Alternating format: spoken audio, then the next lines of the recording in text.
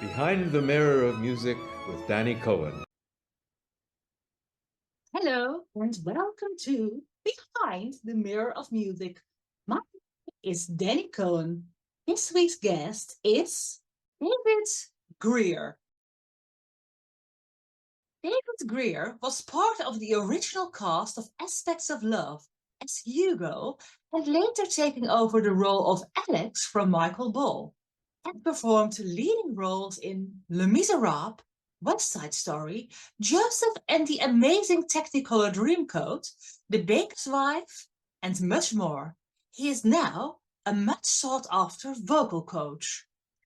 David was also right there during the creation of Andrew Lloyd Webber's The Phantom of the Opera, as he lived with Sarah Brightman and Michael Crawford's voice teacher, Ian Adam, during the time of creation, about which he has many interesting stories to tell.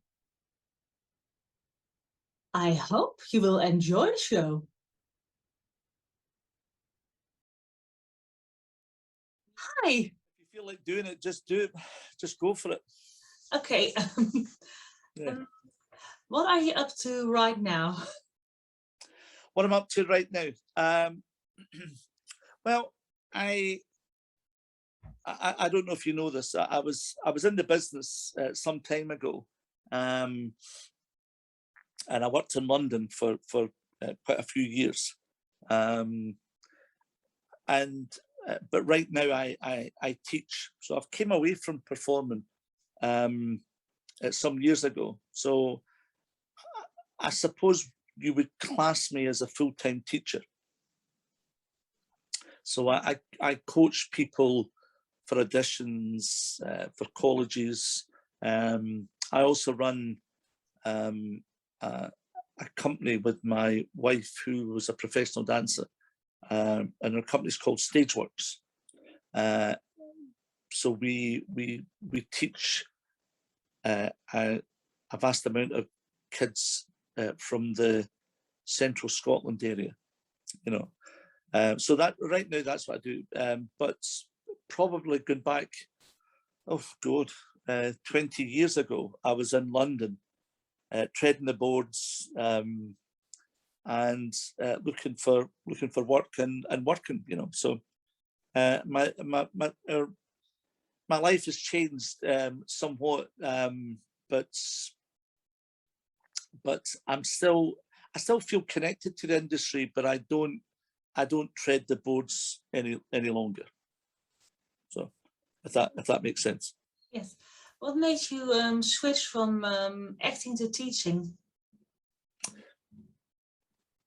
Now that's an interesting question. I don't know really. I don't think there was really one component that did that.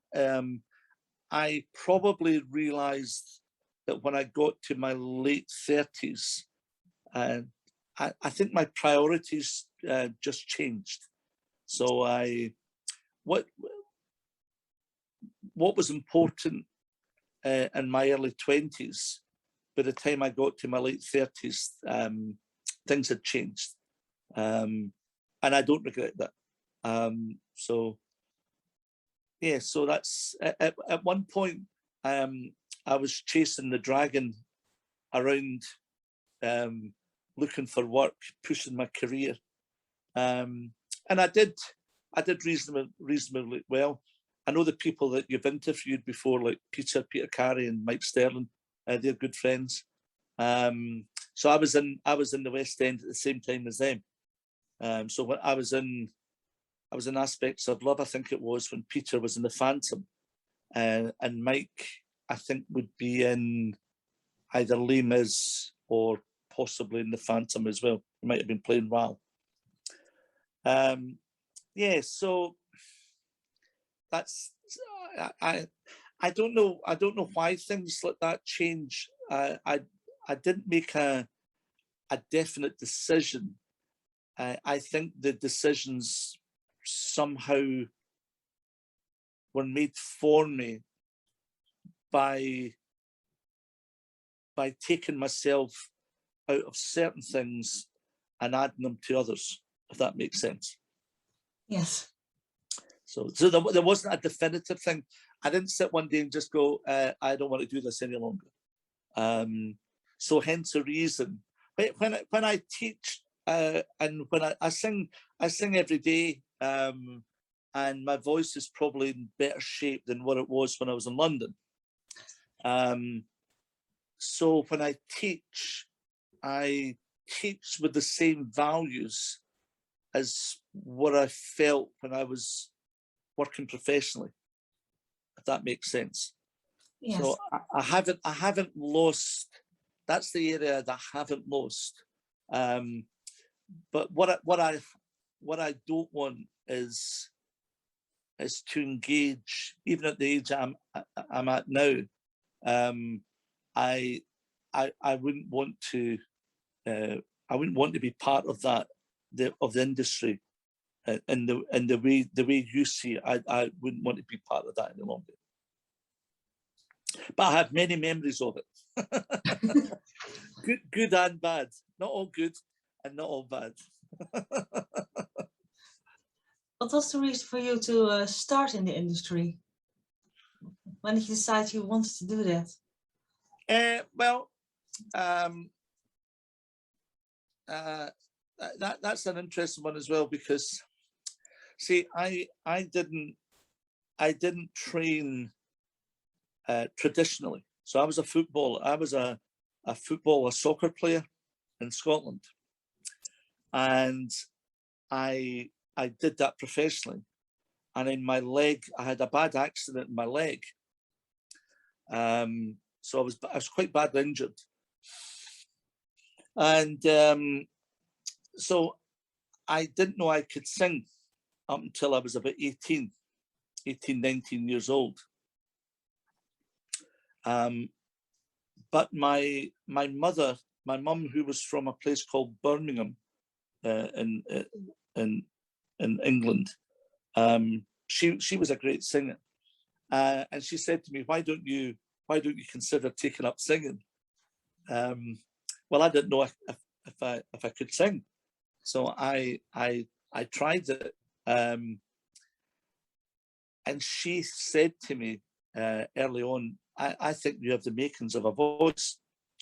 I went, oh.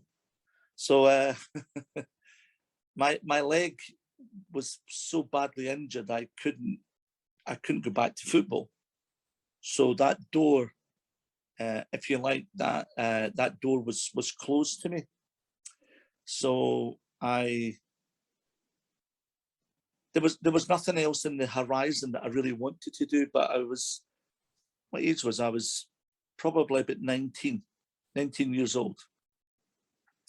And when my leg was badly smashed in football, I felt for a while my world was coming to an end, because that's what I wanted to do. But anyway, through a bit of time, I started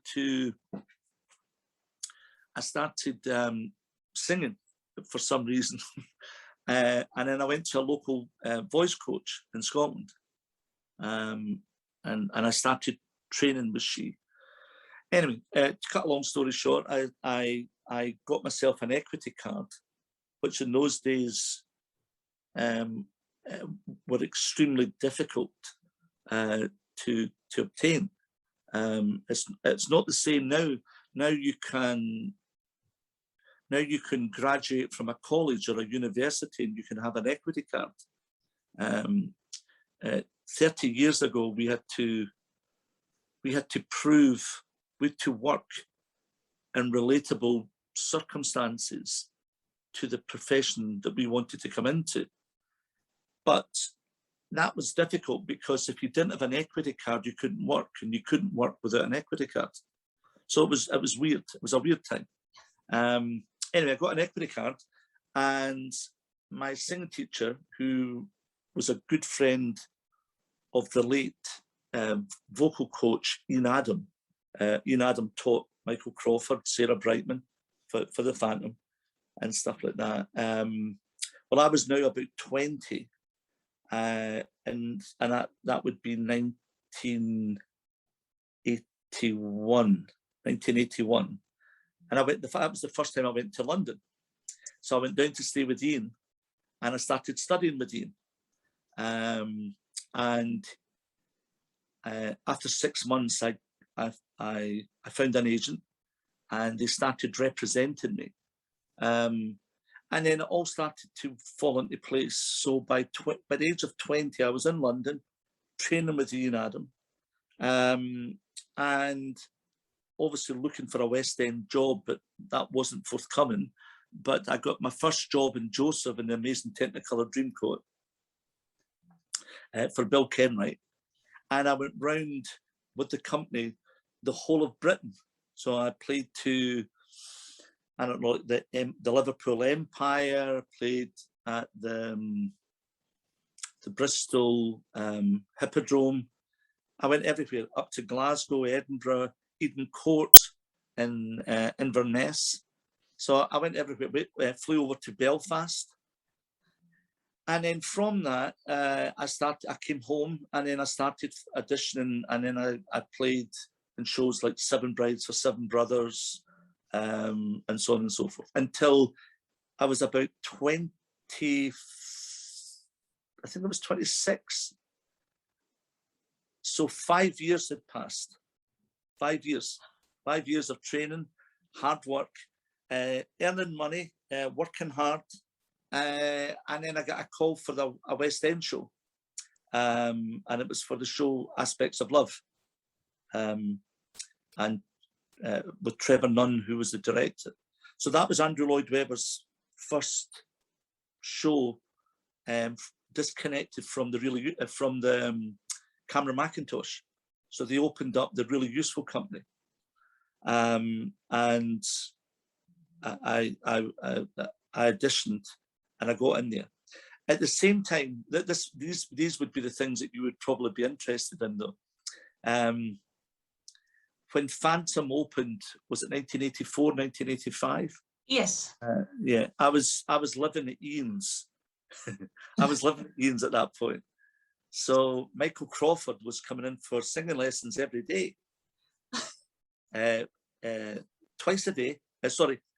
Once a day for 2 hours every day. So he would come in at something like 10 o'clock in the morning till 12. And him and Ian would go through the score of the Phantom of the Opera.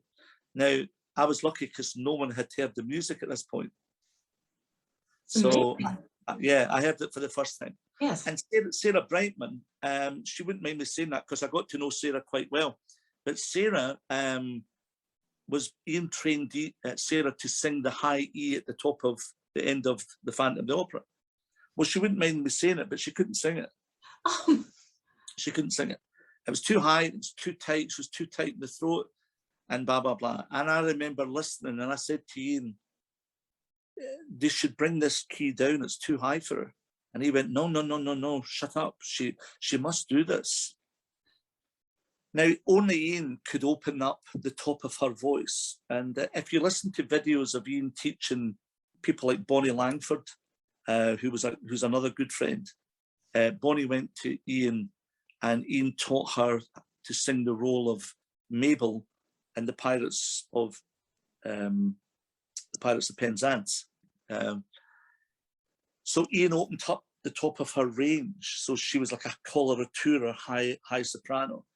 And he did the same for Sarah Brightman. She didn't have that range. And so I heard her day in, day out, screeching her way through that score until eventually the muscle tone, the neck muscle started to loosen, and she gained the confidence to sing that. And I heard her sing that. I was there when Ian Adam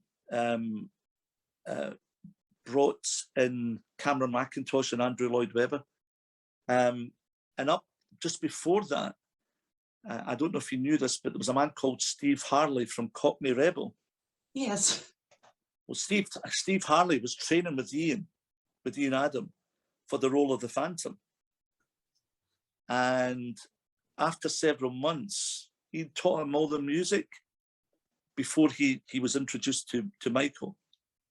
And I remember the night the camera Macintosh came in with Andrew Lloyd Webber, and they left rather abruptly. And Ian came downstairs and he says, well, I won't tell you what he said, but he wasn't too happy because they had sacked Steve Harley. So they sacked him. And I said to Ian, wow, so who have they got in mind to play the Phantom? And several weeks later, Ian introduced Michael, because he'd worked with Michael Crawford on Barnum. He'd also worked with him on Billy and Billy Liar in the West End. So Ian Adams and Michael Crawford's relationship went back years before the Phantom of the Opera. Yes. They knew each other. So, yeah, and there was another actor, I don't know if you remember the actor Michael Praed. Michael Praed was in the hit series, I think it was called Dynasty. It was on television in the 1980s. Yeah, you won't remember that because you're too young. But Michael Praed was recommended by Ian to play the part of Ral. Yeah, so probably, I don't know, many people might not know this. So I saw the original score of the Phantom. I saw Michael Praed's name being ear tagged beside that because Michael had just been in the hit series on television called Robin Hood, and Michael Praed was a stunning looking boy. He had the long black hair and he was beautiful, beautiful man. But anyway, so the cast looked like it was going to be Michael Crawford, Sarah Brightman, and Michael Praed, but that didn't happen. So I was there at the time. I was there when, and I was also there when Elaine Page and Barbara Dixon released the song "I Know Him So Well" from Chess. Oh. Yeah, because Ian also taught Elaine Page and also taught Barbara Dixon. So Ian taught Elaine for the part of Eva Peron in Cats, and also for the part of Grisabella in Cats. So Ian said to me one day, he says, come in, I want you to listen to this music. I went, all right. I says, what's the music from? He said, I can't tell you. I can't tell you the name of it. But this is Elaine Page and Barbara Dixon. And I heard them singing "I Know Him So Well." And I was like, oh my gosh, this is beautiful. And then they released it as a single, and they were on the program in the 80s called Top of the Pops, and they released it as a single. It's a wonderful song. So, yeah, it's a beautiful song. Yeah. So I was lucky, Dannii. I witnessed a lot of things like that by being trained by Ian, by being close in and around the quarters of when things like that happened. So yeah, so that I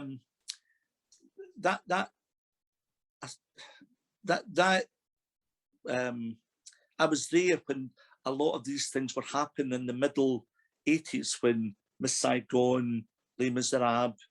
I saw these shows first time round. I auditioned for them.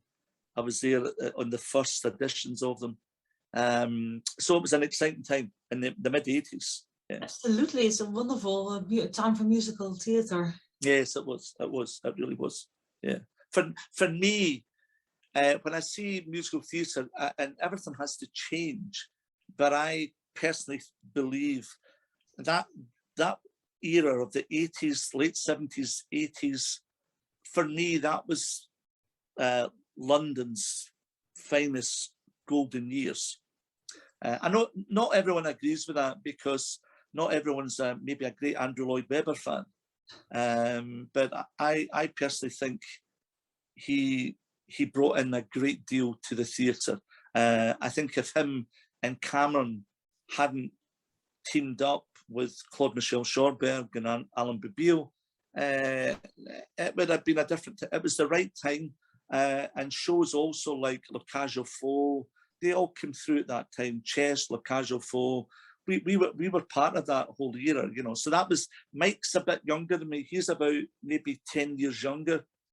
So Mike might have missed that, but Peter Carey, he was right in the thick of it as well. He was, the first thing I saw Peter play was in Evita. He played the part of Che with Rebecca Storm, and they were amazing. It was a fantastic show, and the both of them were stunning. But they did that on tour.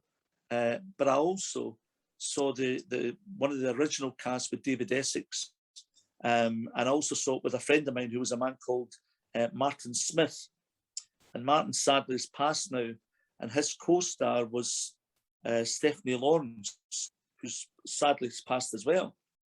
So if you look up those two names, Martin Smith and Stephanie Lawrence, they played Evita and he played Che, and both of them also went to Ian for singing lessons.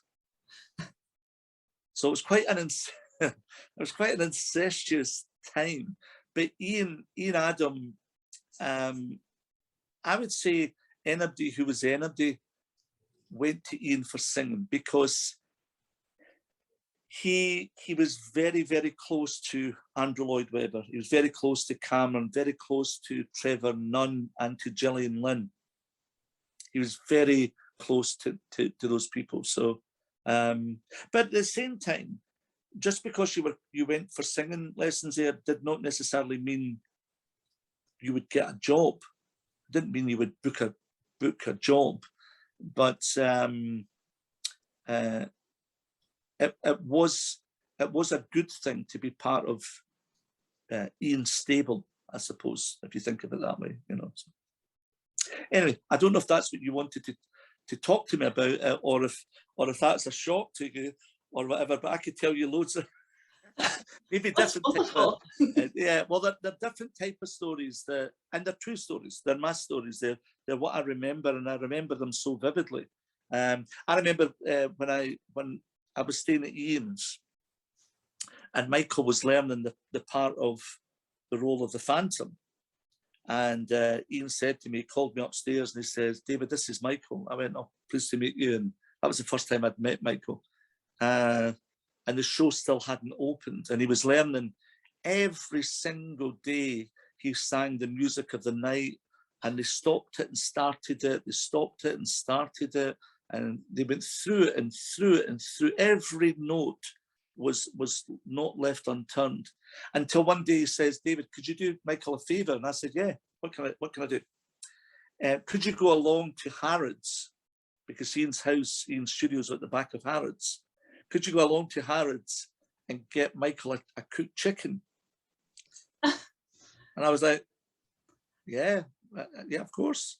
And Michael says, "Well, I haven't eaten for days." And I was like, "Yeah, sure." So I went along, and he gave me a £50 banknote, Dannii, a £50 banknote, which was red and white. Now, in the 1980s, they were very rare. And to go along with a £50 note and buy a £3 chicken from Harrods in Knightsbridge, that was quite rare as well. So I went in, I got his chicken, I brought back his change, and by the end of the class, Ian said to me, he said, "Do you think you could tidy up upstairs before my next student?" I said, "Of course, I." So I went upstairs, and all that was left on the plate in Ian's studio was all the chicken bones. He'd eaten the whole chicken. There wasn't a piece of meat. He devoured it, and I thought, good on you.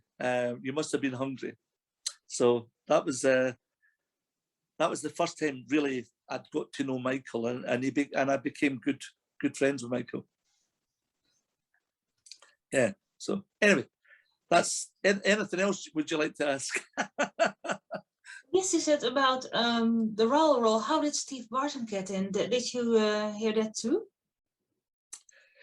No, Steve Barton, I didn't know anything about that. No, all I know was before Steve Barton's name was brought in, it was Michael Praed's name, had been mentioned, that Steve Barton wasn't part of Ian's squad. He was an American singer, and sadly he died as well. But I know Michael, I don't know if you probably do know this, but Michael had a bit of an injury in the beginning of The Phantom. I think if I remember rightly, he had a hernia.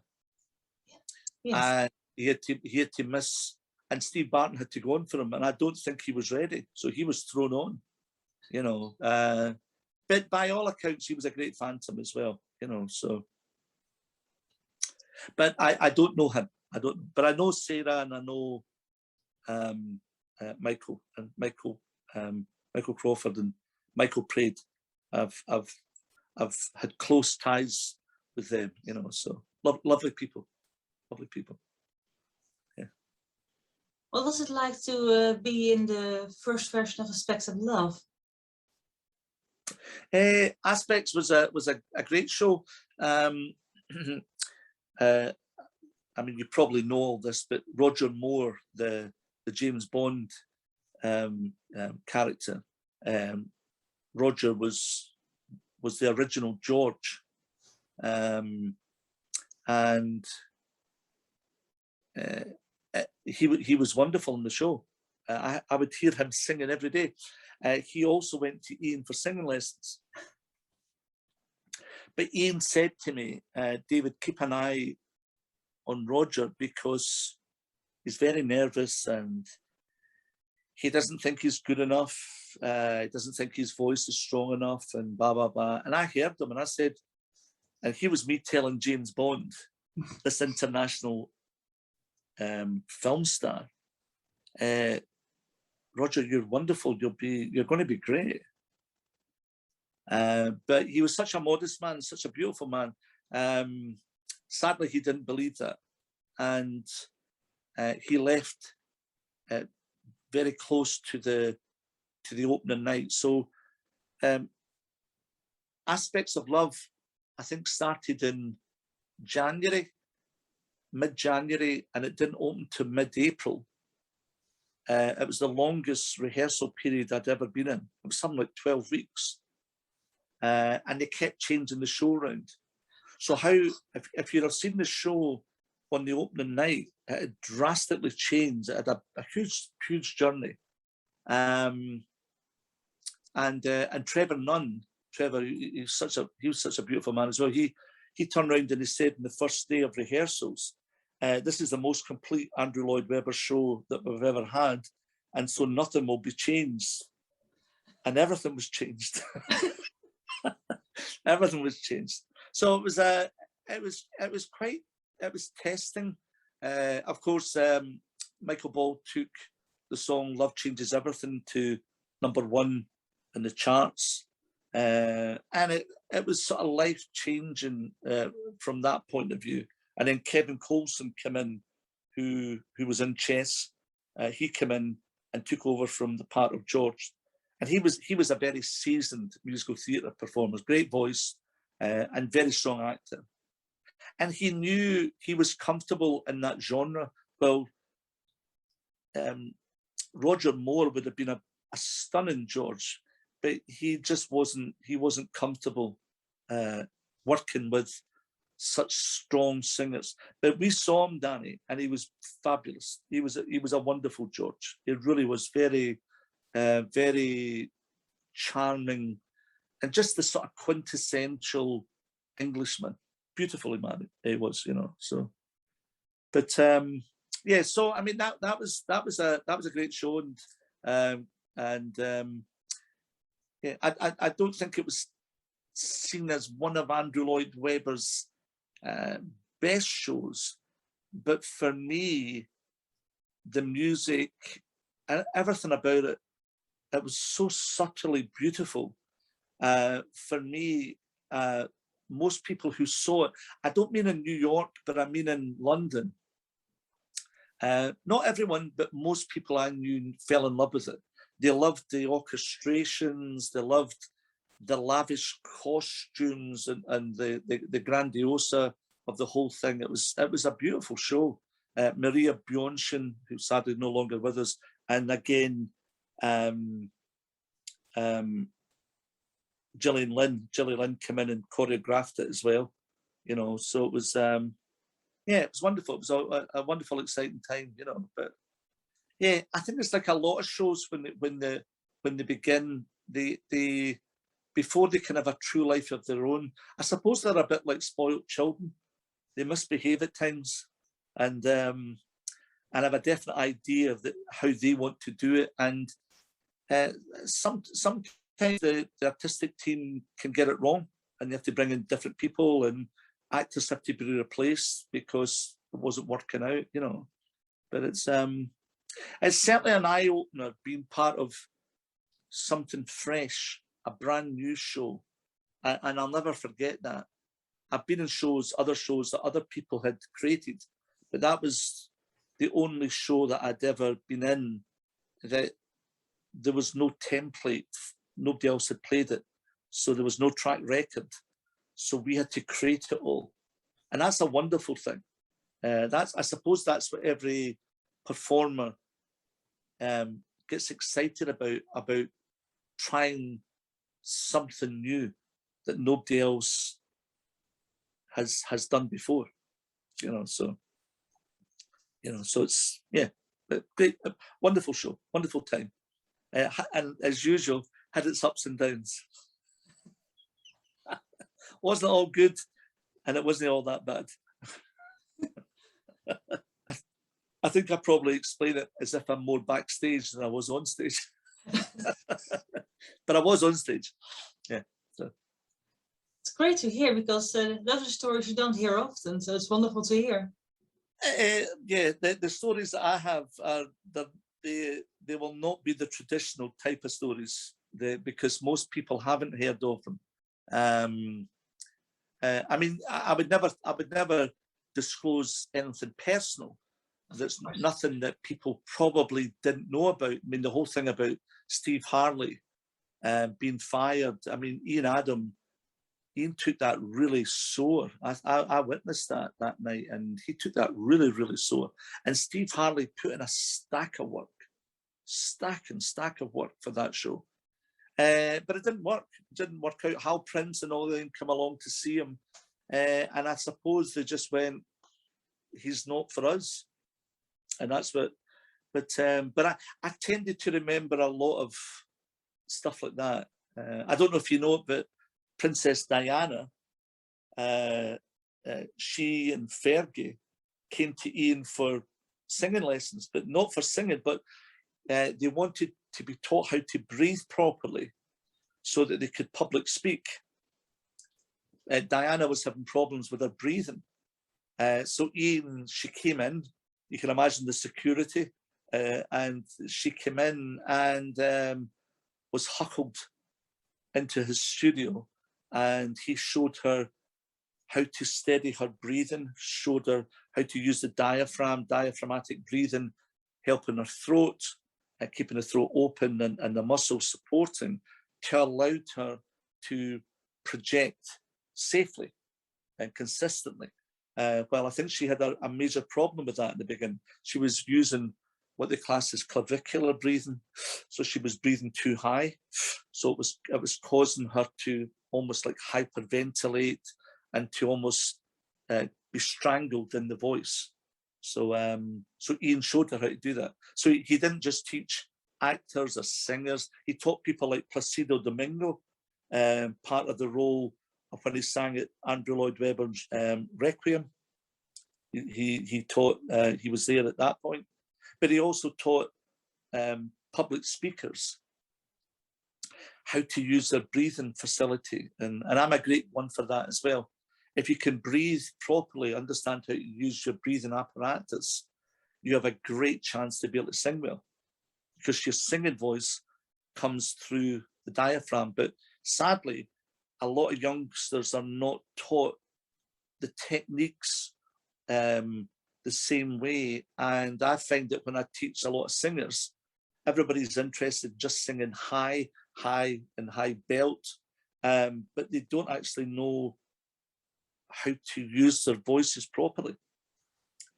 And what the worry for me for that is, I'm only talking about, this was only 30 years ago. When I was taught by Ian, it was all about breathing, how to use the voice, how to use soft palate and blah, blah, blah.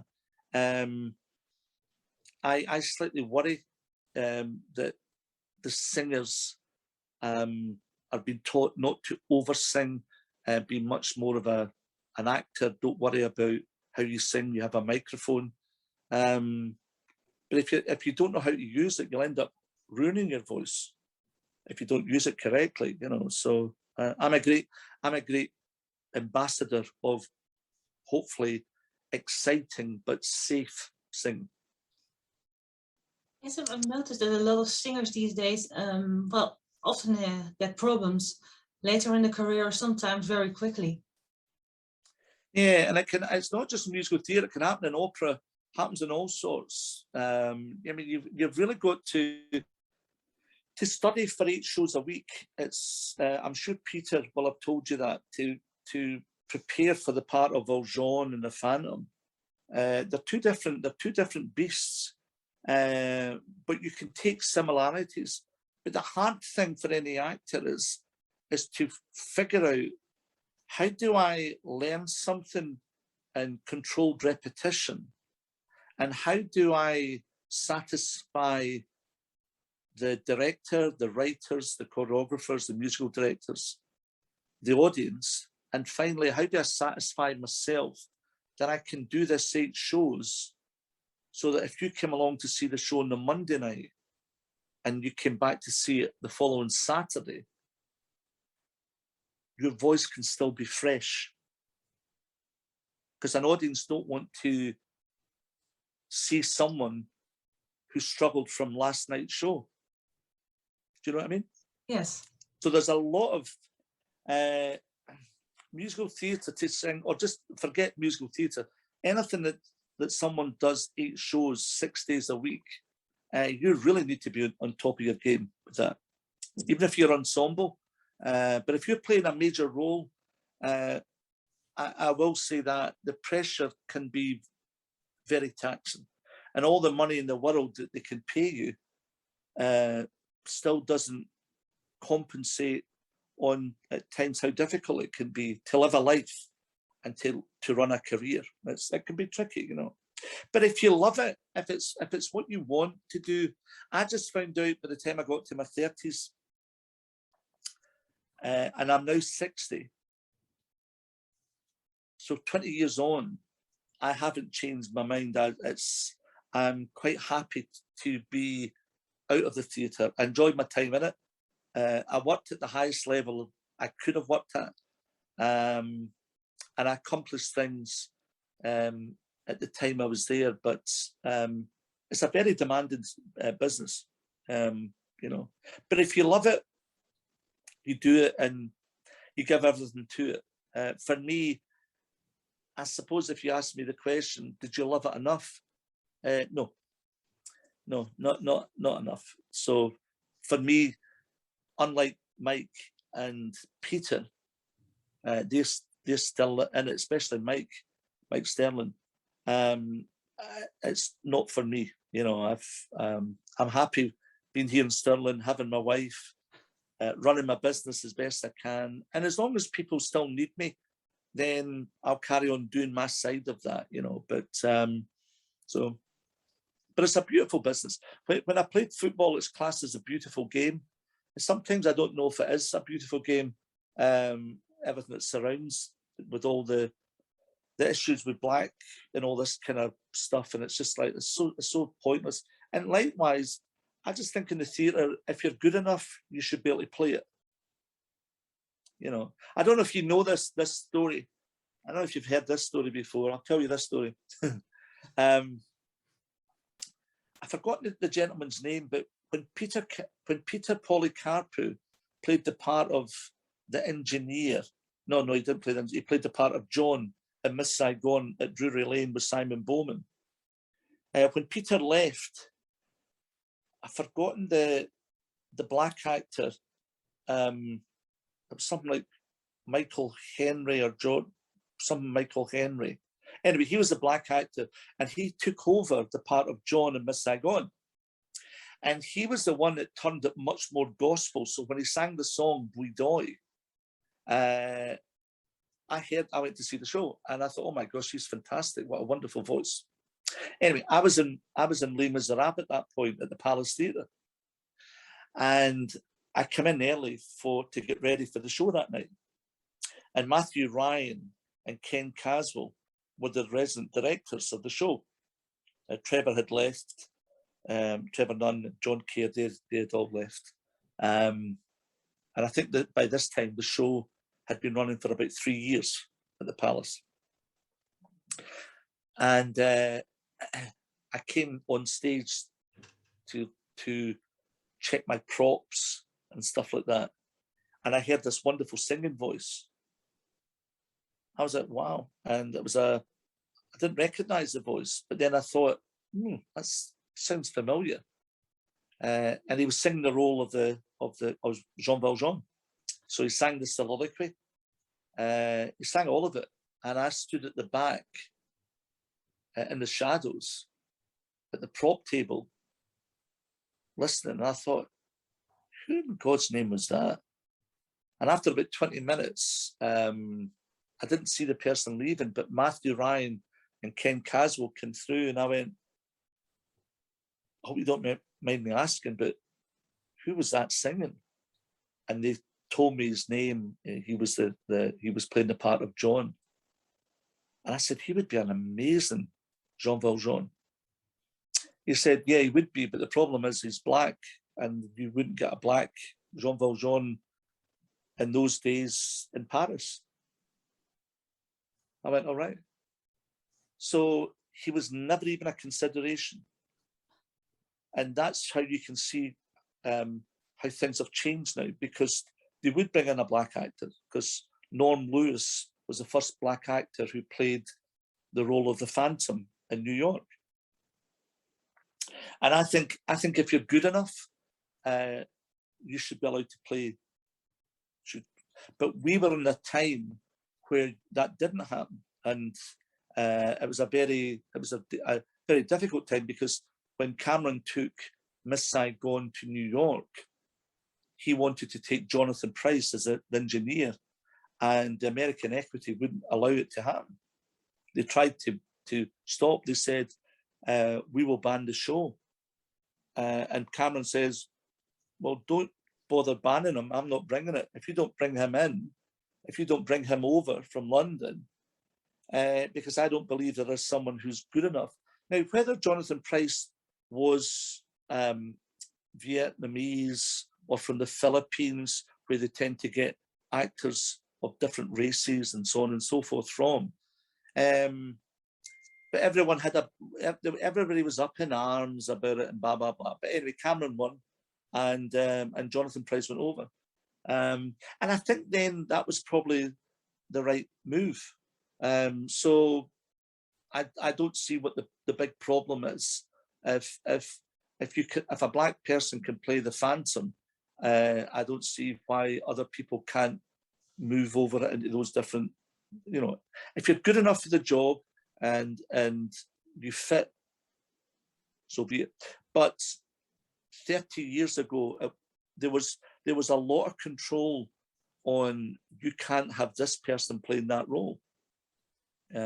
So, and also another big thing I think has changed drastically in New York now. New York have allowed everybody now that if you've had one job in the theatre, you have your equity card. And American Equity are the people who are part of the union. A lot of people are not happy, because it means now more people are going to be going up for more work. So things are changing. Things are changing now, Dannii, and rightly or wrongly. But I always say that the theatre is it tends to be run. It's like, if you think of the musical theatre, the show business industry, it's a metropolis-sized business, but it tends to be run by a small amount of people who make sure how it works and the people who get that chance and so on and so forth. And so if you don't have the right agent, if your face doesn't fit, I just think talent's talent, you know. And if you're good enough, then, but you have to be trained for it. You have to be trained for the theatre, because theatre it's musical theatre. The upkeep of your voice to play these type of roles is, if you don't know how to use that, then I don't think you should be in shows.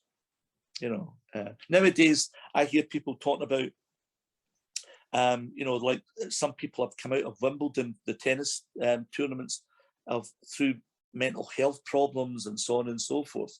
Well, my argument to that is, well, take care of that stuff before you go in. You know, because it's tough, man. You know, you cannot win Wimbledon. You cannot be at the Olympics. You cannot do the West End. That train, that relentless train, which is so demanding. If you want to jump on that, you better be trained, regardless of the style and regardless what era we're in. There is nothing easy, and it's a tough old cookie to stay in, you know. So, but if you love it and you can commit to it, jump aboard, jump on the train and enjoy it. But it's a tough ride, and I think a lot of people always forget this. It is an industry. It's called show business. It's not called show charity or show for everyone. It's not. It's a tough. I always say this to my kids that I teach. It's not because I'm negative, but it's really tough, and it's not any different than being a tough lawyer. You know, it's very demanding. It's like, if you're going to be a lawyer, the top of your game, you will probably be working 70 hours a week. You know, you cannot have a great career and then just do 9 to 5 and switch off. You know, when these kids are on stage and they finish, they will have to find their way of unwinding, but also a way to relax so that they can go on. Because to go on stage and sing every night is giving of yourself, even if you love it, but it's not natural though. It's not natural, because we get sick, we feel unwell, we feel insecure, and that would make anybody go, I don't want to do it tonight. But you're trained, you must do it. And that's the way it should be. It should be like that. You have to be hard, and you have to be resilient in order to that wasn't why I came out it. I just kind of said, priorities are different now. I had a family. I have a son who's in New York. My son Elliot's in New York, and he's a great singer, and he's auditioned for West End show, for Broadway shows and stuff like that. But I always say this to him, Elliot, you know, it's sometimes it's not a lot of fun, but the fun you bring in is because you love it and you're devoted to it. If you're devoted, you'll do more than what's expected from you. And if you're not prepared to do that, I would say to anyone, do amateur dramatics, do something else, but have a job, have a life, have a career somewhere else, and enjoy your singing or being on stage. But if you cannot devote yourself to it and understand the theatre, musical theatre, that anything like football, tennis, anything it's high in demand, high energy stuff, it's very, very demanding. It's a demanding old cookie, you know. And Peter Carey will tell you that better than anybody else, because he's done more than all of us, and it's hard, you know. But you go back to it, because the reason why I haven't left it completely is because I love singing. I love trying to help people for this next generation. So that's why I haven't left it. You know, I love to be able to help, give my understanding of it, so that when they get there, they're ready, they're tried and tested, and you know, they've created a margin so they can cope with it, you know. So it's not enough just to love it. You have to have so many things. You have to be you have to have a thick skin, and you have to face rejection daily. you have to expect that, you know. And if you don't like being criticised, or if you don't like being scrutinised, well, don't do it. Because they have to do that. They have to look at it and finely tune it so that every night, it's not about you, Dannii, it's about your audience. And if you can't keep up with that standard, that high demand, if you can't demand that of yourself and cope with that, then don't go into it, because it's exhausting. I wouldn't do it. So yeah, if somebody asked me what type of person do you have to be, I would say you have to be a very type of special person to do that. So you can work out what that type of person is. I suppose looking back on it, maybe that was the bit that I wanted a family, and I wanted a bit of sanity. I wanted my own self. I wanted to be in control as well, rather than being someone who was being controlled and so on and so forth. I think priorities change. Like ladies, women who are in the theatre, they're always fighting their biological clock, you know, being if they're going to have a family, getting pregnant, and so on and so forth. And I think you can balance all that out. There's a lady there from Britain who's won the Olympics in the cycling, 3 Olympics in a row, and she's just had a baby. So I think if you're bloody minded and you're stubborn and strong and blah blah blah, then you can do that, you know. But so it just depends what your priorities are. Talent. When people talk to me about talent, Dannii, I don't even talk about talent. I talk about hard work and what is learned. Hard work and what is learned. Everything is learned. Everything you need has to be learned. Talent will take you so far, but connections and what is learned and how to navigate your way through this industry, that's an interesting one. Anyway, I'm going to shut up now. So, anything else you'd like to ask me? Was there any role you would have wanted to play before that you yourself have missed? I definitely think I would love to have played the Jean Valjean role, and I'd love to have played the Phantom. I believe that I left prematurely, and I would love to have, had a chance at that. But I think every musical theatre actor who have a voice probably thinks like that. But in saying that, I played some great work, and some of the part of Tony in West Side Story is not sometimes seen as a demand in a role. But believe you me, I've sang the Phantom roles. I've sang it in concerts, and I've played the part of Tony 8 shows a week on tour. And I tell you this: the role of Tony is not an easy. It's not an easy sing.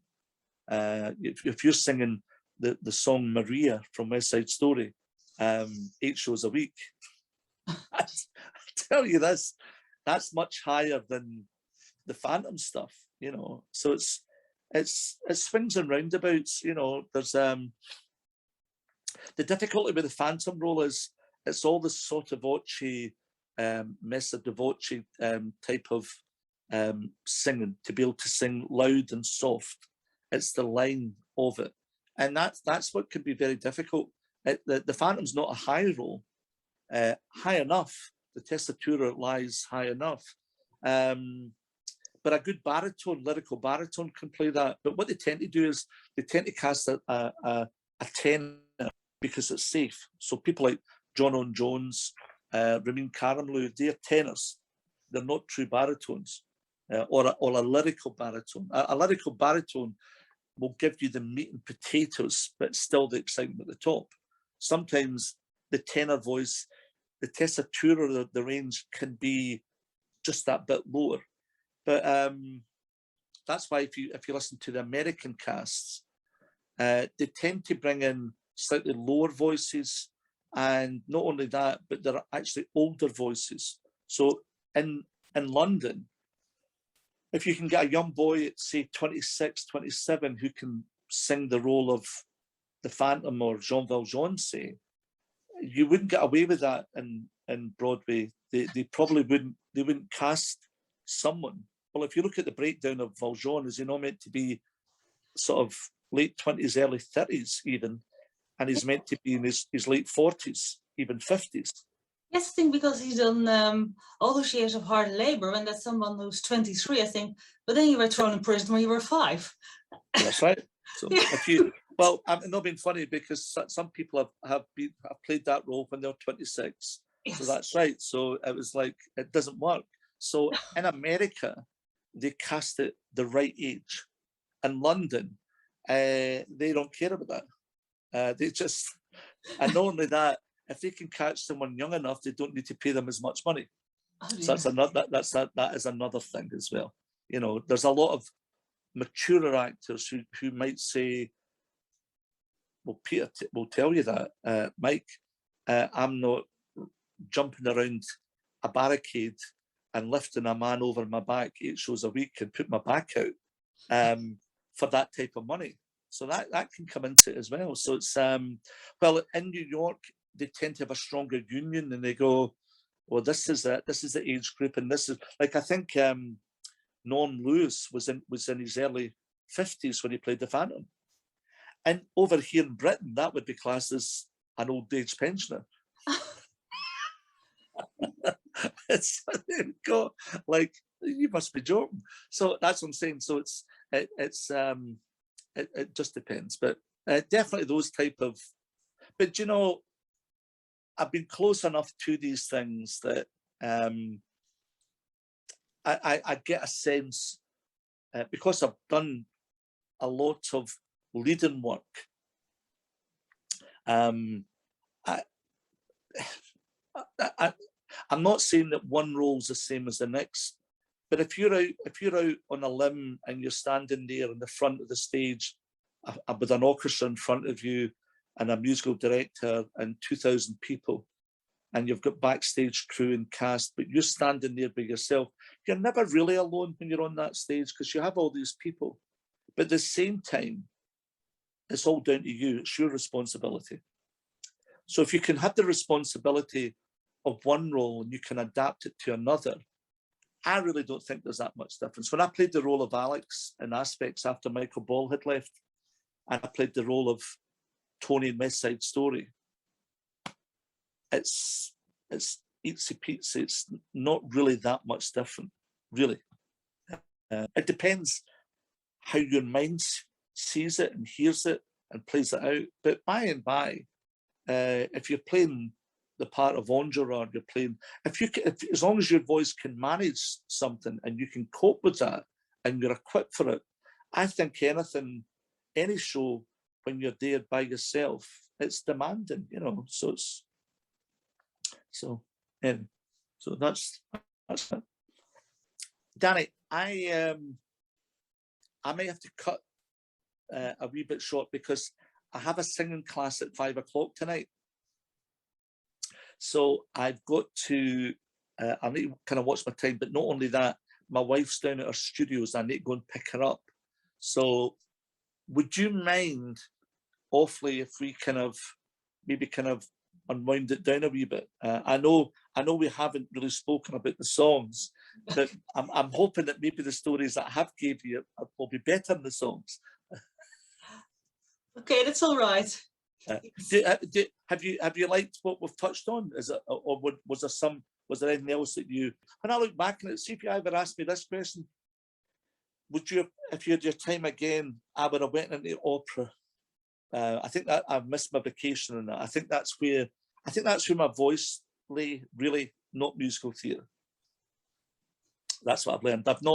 I don't think I'm a total what I class as geek to musical theatre. And Scott Davis is kind of like that as well. Scott comes more like me from the more operatic way of it. So if you talk to Scott, he'll know all about Nessun Dorma. He sings all those type of things. So he was part of the English National Opera group and stuff like that. So he's yeah, I think his love is more opera than it is musical theatre, even though he's been involved in the Phantom. And Scott used to go to Ian as well. Everybody went to Ian Adam. John Barrowman, Michael Ball, all of them, they all went there. So, you know, so yeah. But anyway, that's why I tend to like female singers. It's just I love the texture of a good, even Mariah Carey, Whitney Houston, you know, Aretha Franklin. Was that, sorry? They had opera training too in the past, Mariah and Whitney. Yeah, I mean, beautiful voices. I mean, stunning.